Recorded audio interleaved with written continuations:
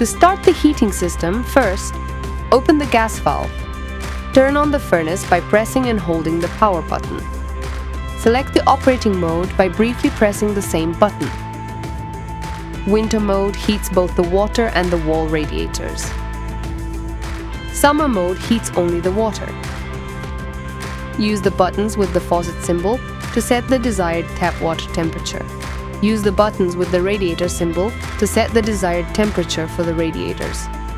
The internal room temperature is adjusted using the valves on the radiators themselves, ranging from +7, which is the anti-freeze setting, up to +25 degrees Celsius. An electronic room temperature control system is also available as an option, which can be controlled via the main control panel with a thermostatic head on the radiator or through a smartphone app.